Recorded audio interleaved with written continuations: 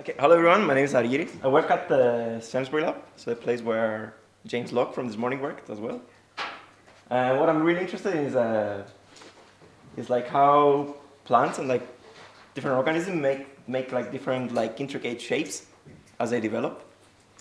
And like in Arabidopsis, which is the plant that we study, the kind of one of the most intricate shapes that you can get is the flower.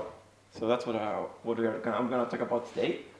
And the flower is quite intricate, so it has like a few organs inside. So it has first the sepals, then the petals, and then some other organs that develop.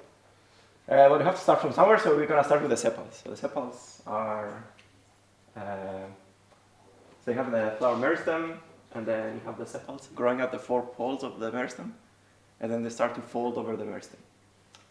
And we can look at one movie, so I can image this. Each one of these entities is one cell. We can track it over time, and you can see what happens. And so the main question here is like, okay, so you have all these cells, they're identical, but if they all develop like in the same way, like the whole thing would just be a blob. But it's not a blob because like some parts grow more than others, and then you start getting like a shape. And the whole question of, I guess the whole question of developmental biology is how do you get these patterns of development? How do some parts develop more than others to get the final shape? And here, for example, just to introduce you to this stuff, the four things that are starting to grow out are the four sepals. So this is the middle part, is the meristem, and these 1, 2, 3, 4 are the sepals that start appearing. And if you go to the next one, you see that in the beginning it doesn't have any shape. So the first line, the color is the growth rate. It means, so the one that is more red means it grows more, and the one that is blue or like green, it means it grows less. And the bottom part here is the growth directions. So the lines tells you where the cells grow. And you can see that at the beginning it's kind of like a blob, it doesn't have any shape, but slowly over time, like about the stage 4 and 5 there, the sepals start appearing. And then the characteristic thing that happens here is that the sepals start to kind of fold over the central part. So that's kind of what we are trying to understand here. And I guess the idea here is that how do some parts of the thing grow more than other parts, even though they are kind of the same in the beginning?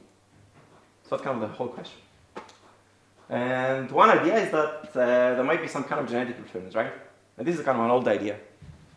So you have, maybe what happens is that you have some gene expression that is concentrated in some specific regions. We don't know how that happens, but maybe it happens like so that some gene is expressed only in the four poles, and that affects growth. And that's how some parts grow more than others.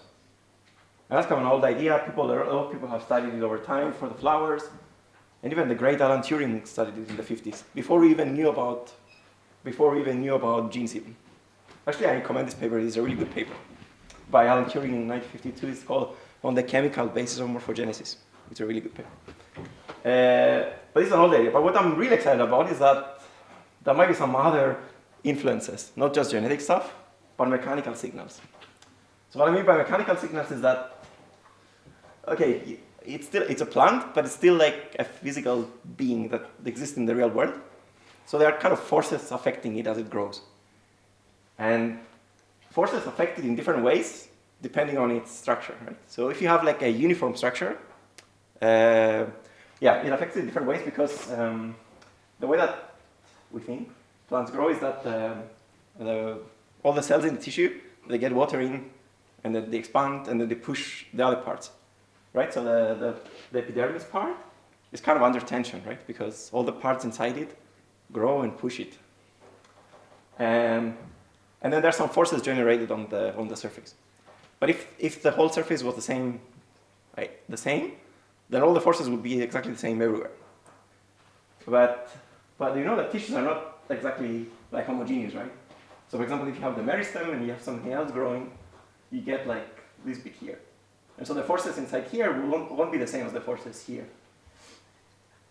So you already get some patterns of the forces just because of the geometry.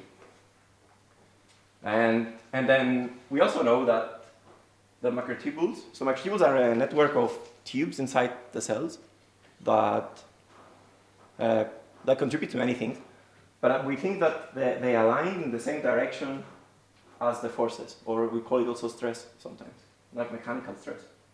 So the microtubules are kind of like tubes inside the cell, like this.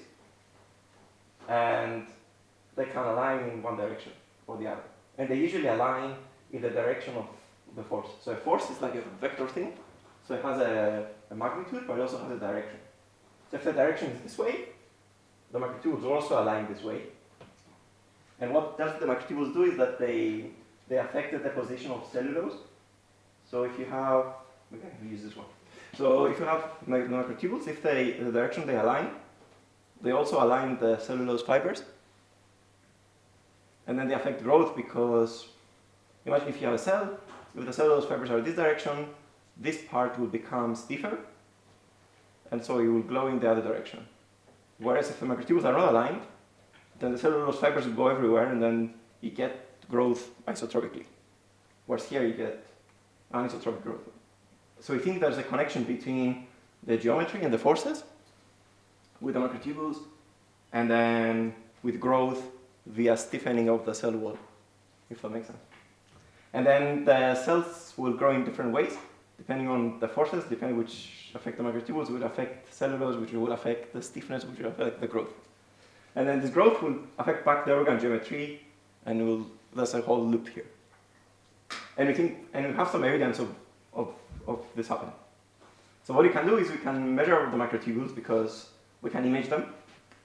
And then for each region here, for each cell, we can tell the average direction of microtubules.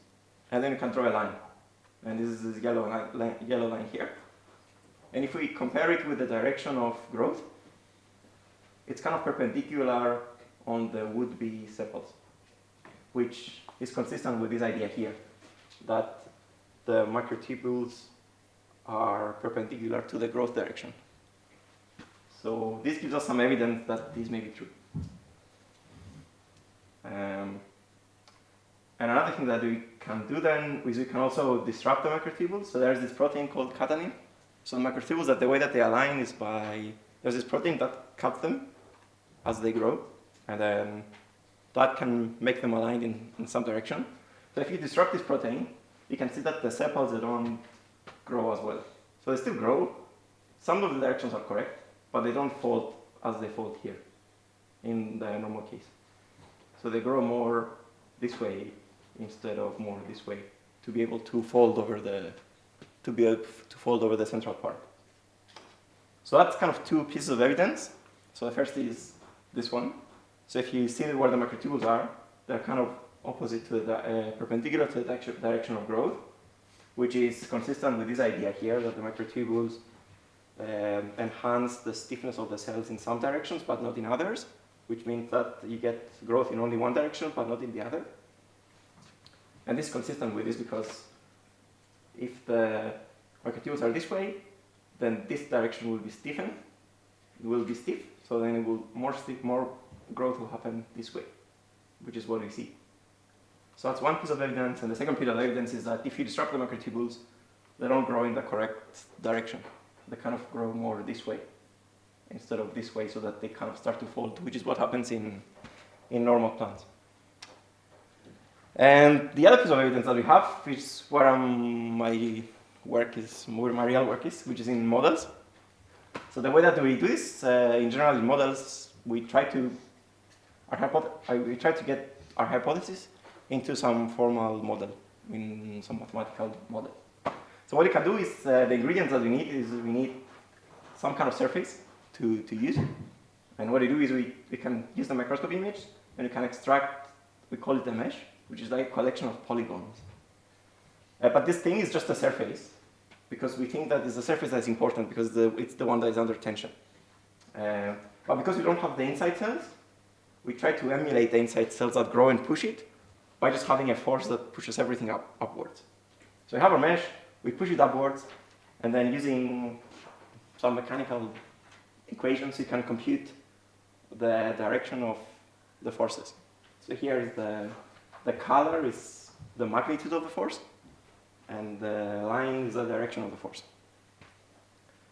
And this kind of, it's the same as the direction of microtubules. So that's kind of confirming a bit the first part, which the organogeometry affects the microtubule network. And then once you have the forces, we can try to calculate again through the continuum mechanics. So we can try to calculate where the strain would be, and strain means kind of like growth direction. And the growth directions kind of agree with the direction that we see in the thing. But the thing is, it only agrees if we have this feedback. And then what you do is if we can have this feedback be strong or less strong or not be here at all. If it's very strong, as you see in the normal plants, the directions of growth go this way, which is the correct way, and if they go very strongly this way. If we weaken this feedback, then this still goes this way a bit, but not as much as this one. And if you don't have this connection at all, then they basically don't do anything, which is what you saw in the plants. They don't go this way. In the mutant plants, where we don't have the connection, we disrupted the connection, they kind of grow this way instead of growing this way and folding. Yeah, it was a short talk, but I want to say that I think that the microtubules are needed, and I'm excited because it's a nice alternative to the usual gene-centric view of development, and I think it's nice. And I'm also excited about the model itself, which is a good complement to the other part. And these are the people that did the experiments. I'm not very good with experiments or with my hands in general. So these are the people that did the experiments. I did the models and the quantification. So thank you.